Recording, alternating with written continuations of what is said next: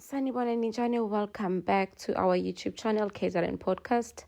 Siyathemba ukuthi niyaphila nani nathi siyaphila. This is the scenes coming in today from the people who wanted to go bayobheka imisebenzi endaweni yamaGweregwere.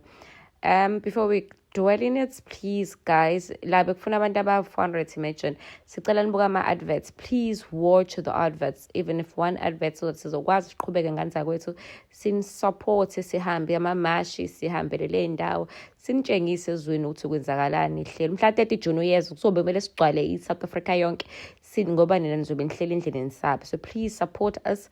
We're not looking for money, we just want you guys to just watch ama-adverts. Please watch the adverts so that ukuthi kushawa umhla ka-30 sikwazi ukuthi sithenge upetrol sigcwale i-South Africa yonke sinilethele scenes like this. Ngiyadabukisa-ke lokho sikubona lana-ke anyway, but-ke uMancinza-ke usazokhuluma.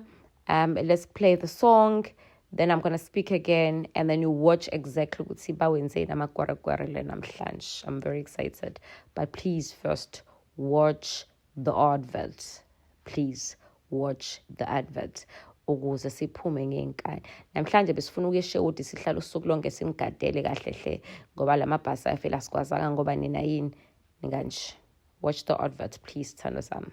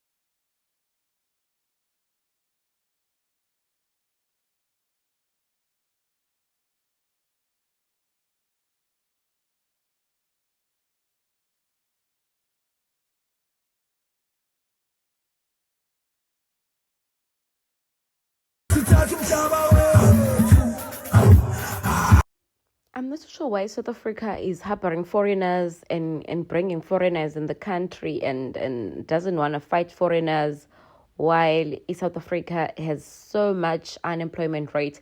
This is yo Nkosiyami Shembe. Ilokishi elilodwa leli eGoli namhlanje.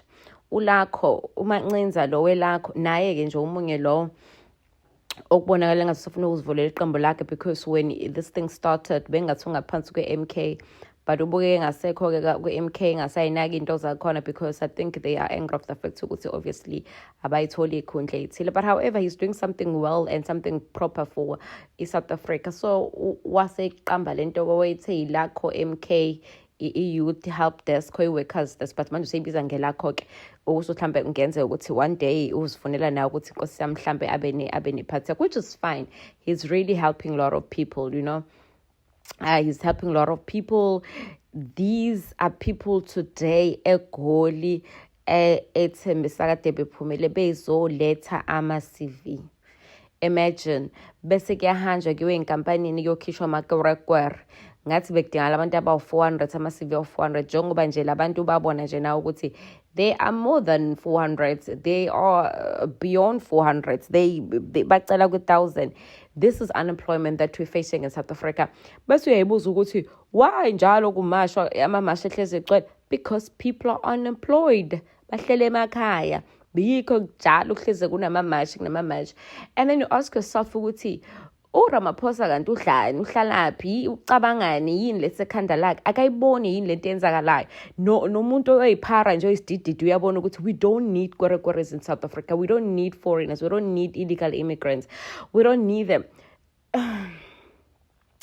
Laba bahlela phesheya ukuthi nje manje ababodwa nje bacela ku-10,000 undocumented. Home Affairs officials just said ukuthi babili bathatha abadocumentiwe, they are undocumented, yet they are okay sharp. Abanye kabasebenzekeke bonke but benza izinto ey'thile bayadayisa. Ngabe kudayisa umuntu oyi-South African kubo kuyena kuthengwa yena amagwinya but uzodayisa kanjani kopinye umuntu?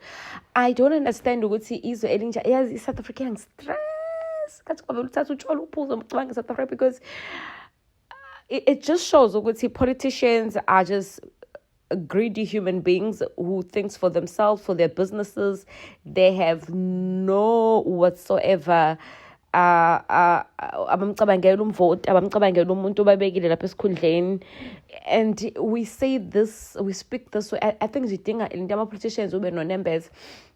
Because again, maybe nathi sikhuluma ngoba siphansi la sikho laphayana ezikhundleni. Mhlambe nathi uma sesiphethe izikhundla siyozicabangela thina sikhohlwe, you know, abantu mhlambe nje i-life injalo nje, i-life is not fair. But again, please watch the video and continue uboneke lapho lakho sethatha ama-CV ubone bekhuluma nayo le nkampani ekuziwe kuyona bezofuna umsebenzi wabantu abawu-400 basazonza nama-interviews and uzwe ukuthi ke kuhamba kahle. Please guys, ake nibuka ama-adverts ke phela nani sikhala ngamakorakora, sikhala ngoRamaphosa nani niwatch ama-adverts. Please watch the adverts and continue and watch the video. You will see uMancinze sekhuluma. Love you guys. Ake nibukela ama-adverts ni share.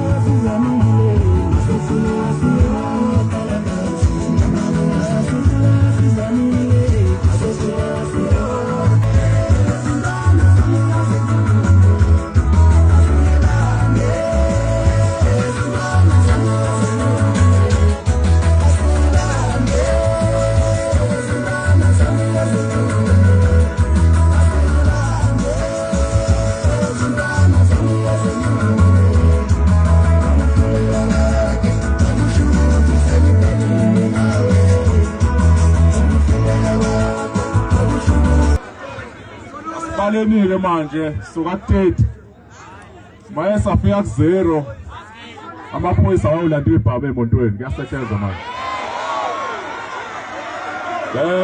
Siyaqala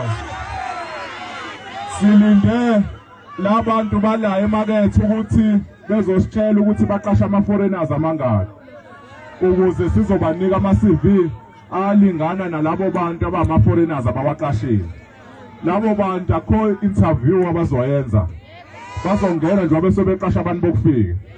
Bone ID nje sekumele uqashwe ukuthi ke unamapha ama-qualifications okubamba ama-fruit la awekho ama-professions kanjalo. Siyaqala ke manje 30 29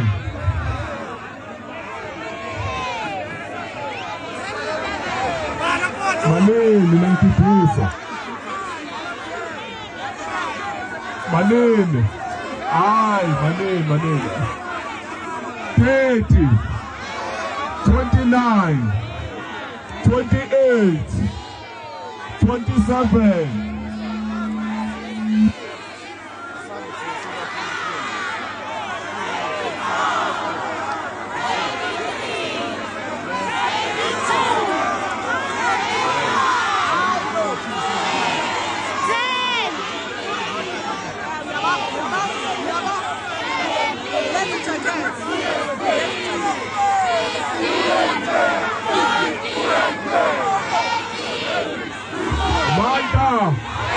awethu.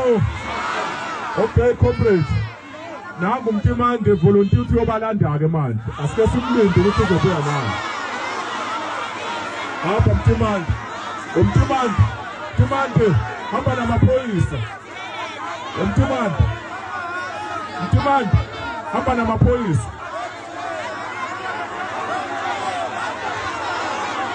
Hamba namaphoyisa kuphelezela.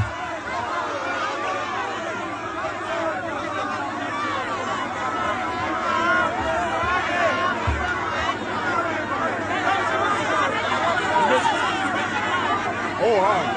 Hey, tell us. Hayi wabuzolo. Nje basitshela baqasha ama-foreigners abangaki. Saze kushona ilanga.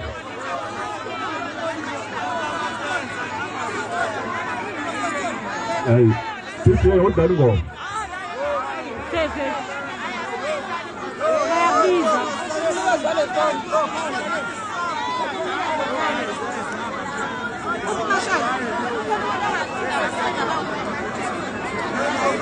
Na amaphoyisa olazipha manje yasatshela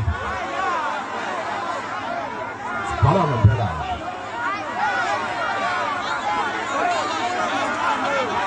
oye hayi zakhala-ke manje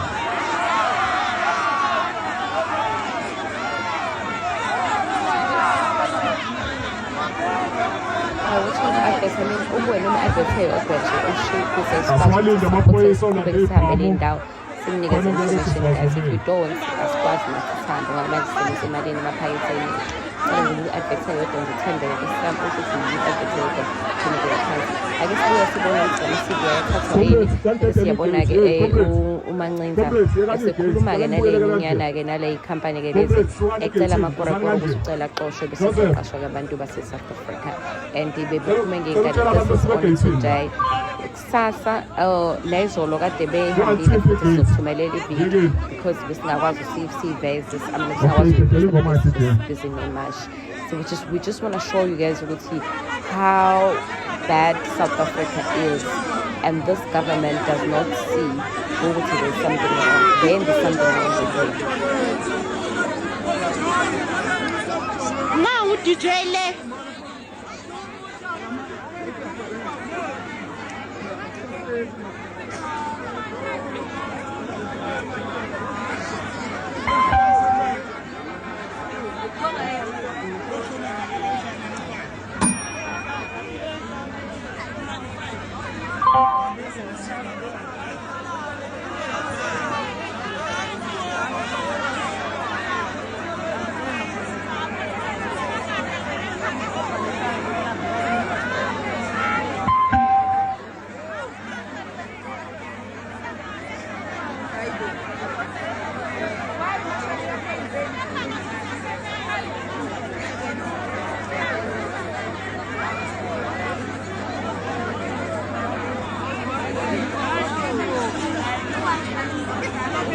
Zakathala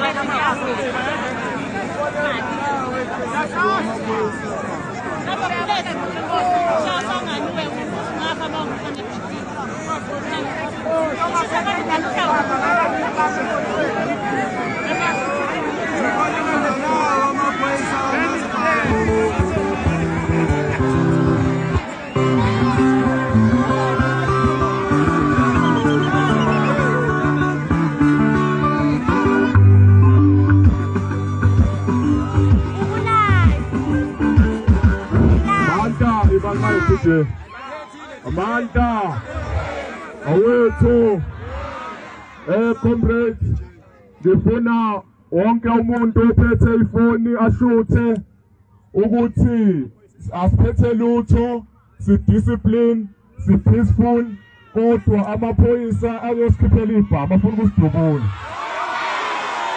Comrade, we are disciplined. Comrade, sidiscipline. Akekho umuntu ophula ilungelo lomunye simile ngaphandle. Kodwa amaphoyisa waveza lapha kwicamera. Amaphoyisa ayothatha ibhamu. Afuna ukusidubula into nje thina esifunayo. Sithi emakethe kuqashwe ama-foreigners amaningi. Sikhulumile nabo izolo, savumelana ukuthi sizobonana nabo namhlanje la emakethe.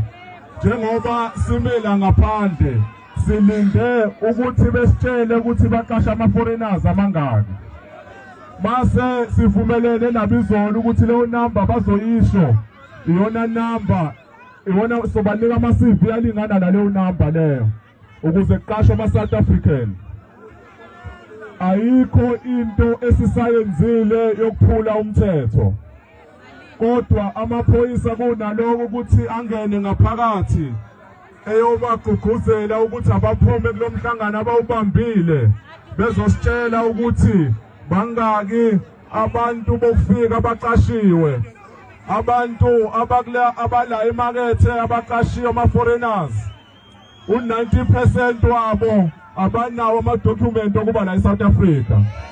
Amaphoyisa izolo besithe awangene obabopha naba abantu abangena amadokhumenti okuba la eSouth Africa. Kunaloko amaphoyisa athi kumele siwabhuyukhe. Sibe sisho sithi nabo ubugebengu benzeka la. Amaphoyisa athi hambani kumele nisibhukhe sizokwenza lo msebenzi.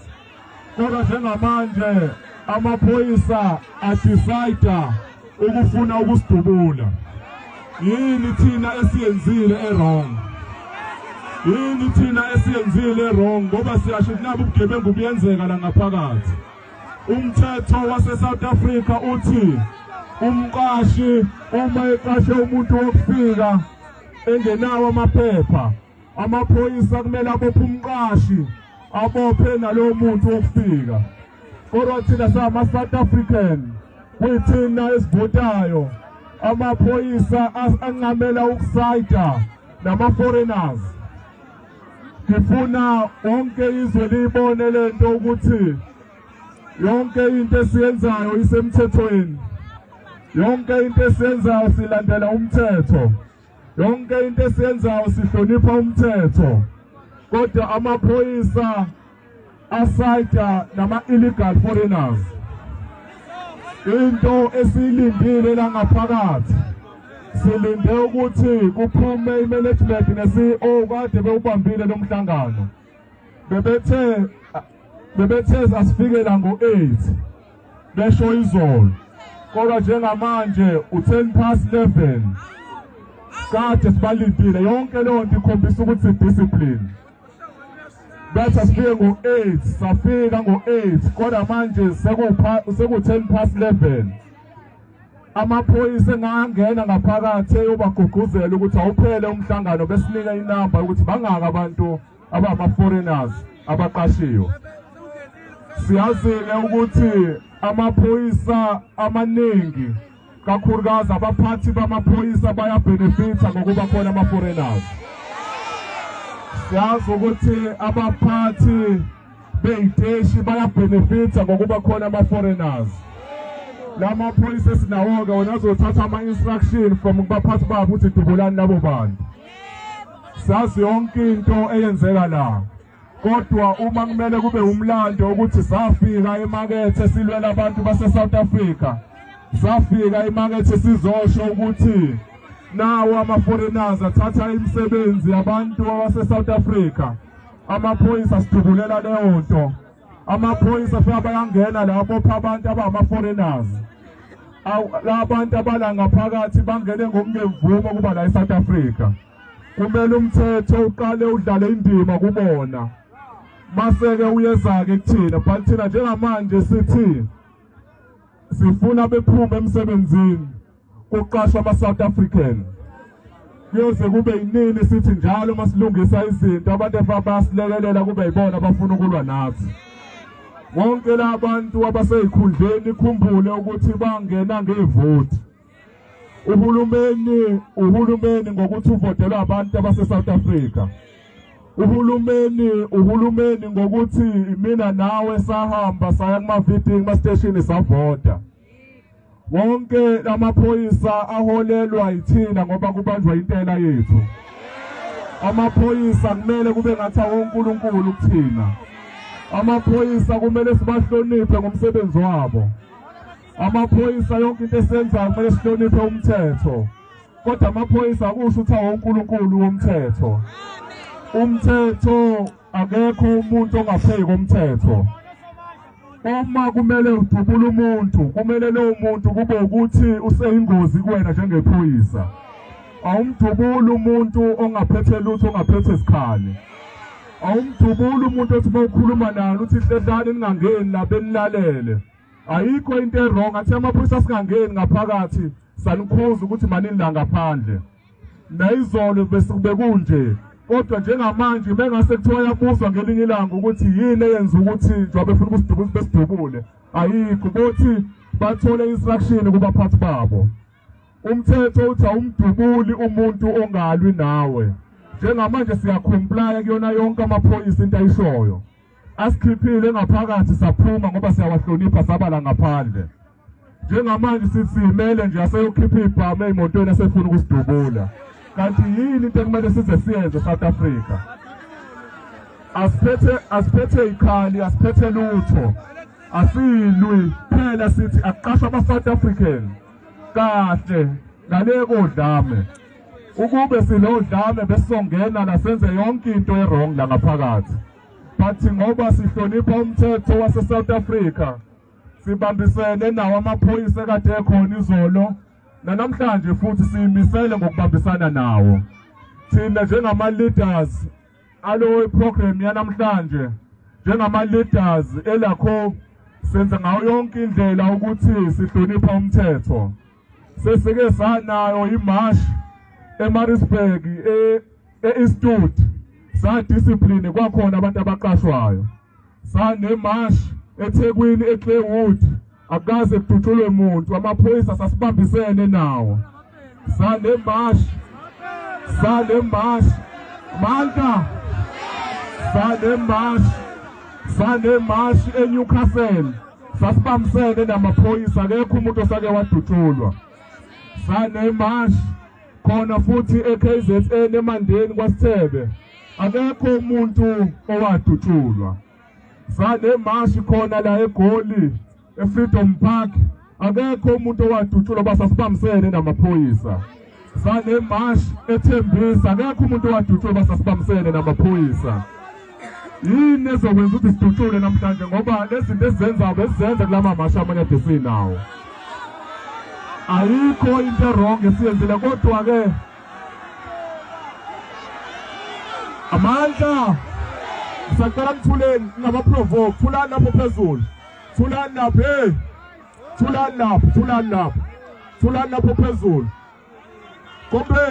Comrades, ehlisani lapho umsindo, thulani lapho comrades. Ngifuna vele mabe abantu abasemandleni banelungelo lokwenza noma yini ngaleso sikhathi. Vele umthetho siyazi ukuthi uyabavuna, kodwa ngiyazi ukuthi ngeke sihlale kunje.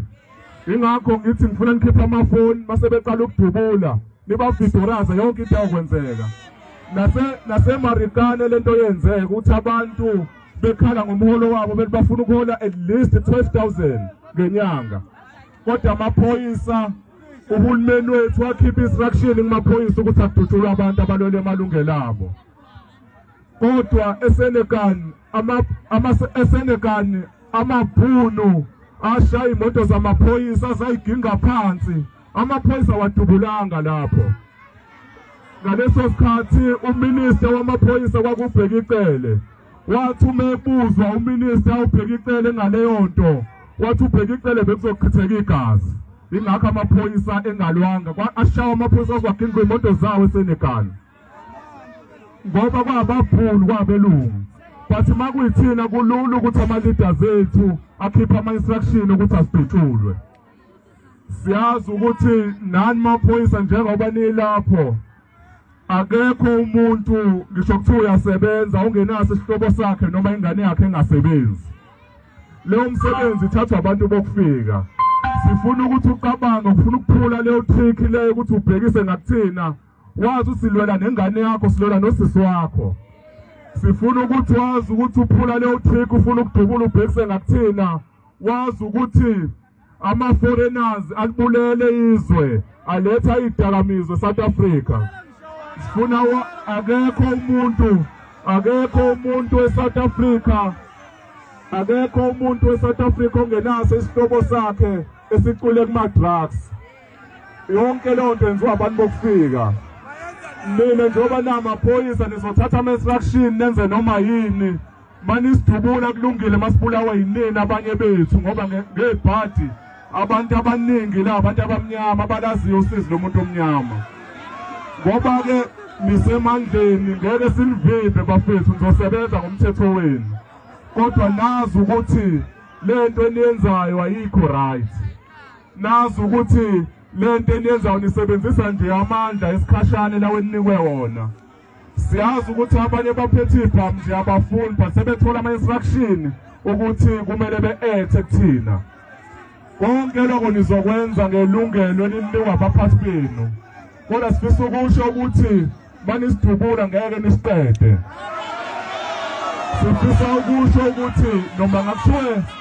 ngakuthiwe niyasibopha kusasa ngeke nisibophe sonke ngisho ngakuthiwe umuntu uyafa kusasa umzabalazo abantu abamnyama uzoqhubeka nangesikhathi sobandlululo kwakusetshenziswa amaphoyisa ngaleso sikhathi namanje ke sesadlula kubandlululo sekuyidemocracy kwi-freedom namanje kusasetshenziswa leyo system uhulumeni obandlululo ayesebenzisa ukuthi njalo umuntu omnyama uma eveza izikhalazo zakhe kuthunyelelwa amaphoyisa kube yiwona azosiphazamisa azosidubula azosibopha njalo umuntu omnyama uma ekhuluma ethi udinga nje amanzi ethi nje udinga amanzi akanawo amanzi amaphoyisa izikhulu zahulumeni azikubantu zokhuluma nazo kodwa zithumela amaphoyisa ukuthi abayodutshulwa abantu waye senegana amabhunu ayishaya imoto zamaphoyisa zeyiginqa ngene police station amaphoyisa anga-actor yini ngoba kwakuyibhunu kuwumuntu omhlophe ngoba thina sabantu abamnyama sihlukunyezwa ngalendlela le kulungileke bengifisa ukusho leyo nto ngamaphoyisa akasengaqala akasidubule kodwa konke umuntu eseshiya kunembeza wakhe amandla